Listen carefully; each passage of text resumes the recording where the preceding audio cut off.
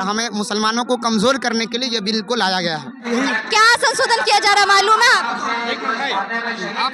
बोलने है ना बोलने वी रिजेक्ट वक्त बिल, बाकी आप वहाँ बात कीजिए। चलिए बोलने से क्या दिक्कत है? चलिए वी रिजेक्ट वक्त बिल, आप धरने में आए, वी रिजेक्ट वक्त बिल, बाकी वहाँ बात कीजिए। यू रिजेक्ट बिल, आप वक्त बिल को रिजेक्ट कर रहे हैं, आप कारण बताइएगा ना क्यों रिजेक्ट हो गया रिजेक्ट हो गया? अभी सब रोजे मोदी जी जो ला रहे हैं, मोदी जी जो लाए हैं वो एक निहायत ये निकम्मा और ये नालायक ये भारत का पुत्र है। और मुस्लिमों को ये बेदखल करने की योजना है उनकी। यह सीधे सीधे मुसलमानों का वक्फ की संपत्ति को हड़पने की नाजायज साजिश है। अगर बिल पास हो जाता है तो फिर मुस्लिम समाज इसका कैसे विरोध करे? गर्दन कटेगा, गर्दन कटाने के लिए तैयार है। जी जी, इस किसानों की जमीन, मुसलमानों की जमीन को वो छीन करके ये अडानी या अंबानी को ये सस्ते दामों पर देने का वो ठेका ले रखा है। और भी जो है कि बहुत सारे जो ट्रस्ट है, हिंदुओं की ट्रस्ट है, उस पर आपका क्या कहना? आप लोग बात करेंगे, बात करनी है थोड़ी सी वीडियो। आप लोग धरने में आए तो बात करना क्यों नहीं चाह रहे हैं भाई? बस पूछ रहे हैं रिजेक्ट करने का कारण। आप लोगों को भी तो मालूम होगा ना, आप लोग आए हैं धरने में तो बात करने से क्यों भागते हैं? बात बोलिए क्या बस बिल को रिजेक्ट करने का कारण जो संशोधन किए जा रहे हैं वो संशोधन कह रही है सरकार कि आपके हित में किए जा रहे हैं। जितने भी गैर मुस्लिम और गरीब महिलाएं, वंचित जो भी हैं इन चीजों से, उनको अधिकार दिलाने की बात कर रहे हैं। वो आपको कैसे पता है? सरकार कह रही है, सत्ता पक्ष कह रही है। सत्ता पक्ष कह रहा है, सत्ता पक्ष कह रही है, वही मैं कह रही हूँ। आपके अनुसार ये कैसा है? आप भी जान रहे होंगे। हम ये आपसे जनता आपका हित ओपिनियन ले है, रहे ये जनता हित है या सत्ता हित है, ये बताइए पहले। हैं। आपको क्या लगता है? आपको क्या लगता आपको अपने हित में ये नजर आ रहा है? है? सवाल आप नहीं, सवाल पूछना मेरा अधिकार, जवाब देना आपका सवाल अधिकार। मेरा अधिकार है। तो आपके अनुसार क्या लग रहा है? मैं भी आपसे सवाल कर रहा हूँ। मैं आपसे हम आपसे पूछने आए हैं ना कि आपको लग रहा है कि ये आपके हित में है? नहीं, ये मेरे हित में नहीं है। हमारे नुकसान के लिए हमें मुसलमानों को कमजोर करने के लिए ये बिल को लाया गया है। कैसे लगता है आपको? जी, अगर संशोधन की बात जो जमीन है, हमारी जो प्रॉपर्टी, जो हमारे आबा अजदाद ने ये प्रॉपर्टी हम वक्फ किया है, हमारे मस्जिदों को, हमारे मदारिसों को, खानकाहों को, इसी तरह कब्रिस्तानों की जमीन हमारी जमीन है जिसको सरकार अपने कब्जा में लेना चाहती है। सरकार तो कहती है जितनी जमीनों का दावा करती है वक्फ बोर्ड, उसके पास कोई लिखित प्रूफ नहीं होता, रसीदें नहीं होती है, बस दावा कर देती है और जमीन हड़प लेती है। इन्हीं सब चीजों पे लगाम लगाने के लिए वक्फ बोर्ड में संशोधन किए जा रहे हैं, ये आपको मालूम होगा। तो सरकार ये चीज को साबित करे ना। सरकार को तो काम है सिर्फ कह देते हैं, साबित कहाँ करते हैं? साबित कर दे ये जमीन हमारी नहीं है, ये मस्जिद हमारी नहीं है। इस चीज को सरकार प्रूफ कैसे कर रही है? वो सरकार प्रूफ करे कि वो जमीन हमारी नहीं है, तो कैसे नहीं है? ये चीज को हम ही क्यों प्रूफ करें? सरकार, एक मिनट मैडम, सरकार को हमने बनाया है सरकार, या सरकार ने हमें जनता बनाया? ये पहले आप मुझे जवाब दीजिए। सरकार को सरकार कौन बनाता है? जनता। तो सरकार से सवाल कौन पूछेगा? जनता। फिर वो कैसे बता सकते कि ये जमीन हमारी नहीं है? वो सरकार को बोलने का किसने हक दे दिया? वो बिना प्रूफ को ये कह दे ये जमीन हमारी नहीं है। क्या संशोधन किया जा रहा है मालूम है आप?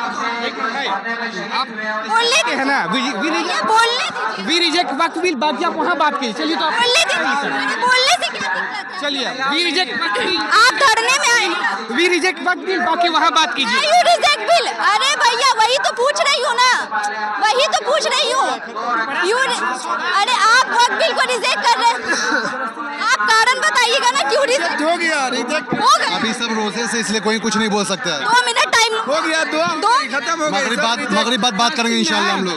जब आप धरने में हम लोग मगरिब बात करेंगे इंशाल्लाह। आप धरने में आ सकते हैं तो आप 2 मिनट बाद वो अल्लाह ने ताकत दी आने की। चाहे अजमत पे जाना चाहे तो टकराना भी जरूरी है, अच्छा से क्यों लग रहा है कि संविधान के साथ छेड़छाड़ किया टकराना जाए? भी जरूरी है। अगर आज जिंदा है, मुस्लिम अगर जिंदा है तो खड़ा होना भी जरूरी है। आज जो वक्फ बिल संशोधन के खिलाफ मोदी जी जो ला रहे हैं, मोदी जी जो लाए हैं वो एक निहायत ये निकम्मा और ये नालायक ये भारत का पुत्र है। एक सवाल, मेरा सवाल ये जो है ये आजादी के समय भी ये आरएसएस कहीं खड़ा नहीं था। आरएसएस का कहाँ हाथ है इसमें? आरएसएस उसी के ये नाजायज औलाद है जो आज बाप बोल के सवाल पर जो ये बात कर रहे हैं, ये है। मैं कहना चाहता हूँ अच्छा क्या संशोधन, क्या दिलों का डर, क्या दिलों का खौफ छुपाया है हमने, क्या दिलों का खौफ छुपाया है हमने। डर गए तो सबों को डराया है हमने। अपने दिए को चांद दिखाने के वास्ते सारी बस्तियों का चिराग बुझाया है इसने। संशोधन में कुछ ऐसा तो दिया नहीं गया ना, संशोधन 3 बदलाव किए गए, आपको तीनों बदलाव मालूम है कि कौन कौन से बदलाव करने की बात हुई? ये जो है कि जो मुस्लिमों की जो खानकाहें हैं, इसमें गैर मुस्लिम और महिलाओं को भी अधिकार मिले। पहला अधिकार है तो प्रैक्टिकली देख लीजिए कि ये दलित महिलाओं का बलात्कार हो रहा है, मुस्लिम लड़कियों का बलात्कार हो रहा है, तो वो प्रैक्टिकली वो देखिए, वो तो कह रहे हैं कि सबका साथ और सबका विकास। सरकार तो सीधे रूप से कह रही है, लेकिन प्रैक्टिकली वो कहाँ है? सरकार तो सीधे रूप से कह रही है कि जो भी संशोधन में बदलाव होंगे वो आप लोगों के हित में किए जाएंगे, नहीं, महिलाओं के हित में, ये शिक्षा कि ये हमारी पूर्वजों की जो संपत्ति है वो उसे छीनने कर ये अंबानी और अंडानी को ये सस्ते दामों पर ये बेचने की योजना है और मुस्लिमों को ये बेदखल करने की योजना है उनकी। ये जो है कि ये औरंगजेब की बात करते हैं, डराने की बात करते हैं। ये कहते हैं कि औरंगजेब एक दिन में 10,000 लोगों का जो है कि कत्लेआम करता था, तो 1 महीना का जोड़ लीजिए कितना हुआ। और उसके बाद औरंगजेब 49 साल शासन किया, और उस वक्त जब किया तो उसमें देखिएगा कि करोड़ों का ही आ जाता है, और जिस वक्त औरंगजेब शासन कर रहे थे उस वक्त भारत की आबादी मात्र 22 करोड़ थी।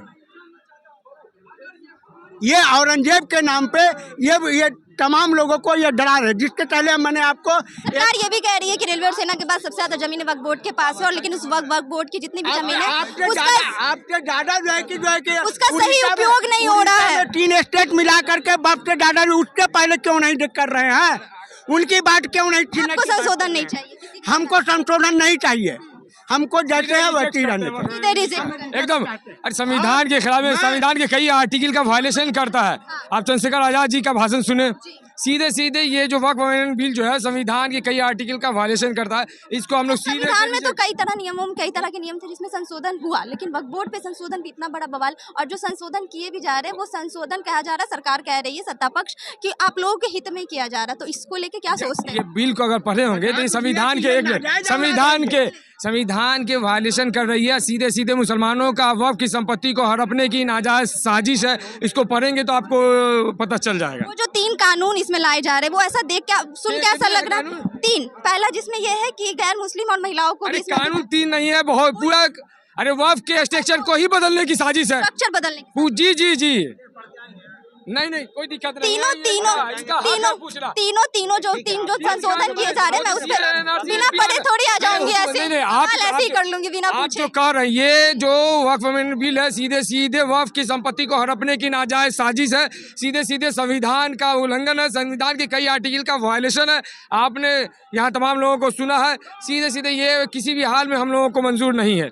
ओके, आज का जो ये है मुद्दा है, आज का जो धरना का कार्यक्रम है, इस कार्यक्रम के मातहत जो है कि नीतीश कुमार को एक चेतावनी देना चाहते हैं कि नीतीश कुमार जी तुम अपना स्टैंड स्पष्ट करो कि तुम किधर हो, नचनिया के तरह मत रहो।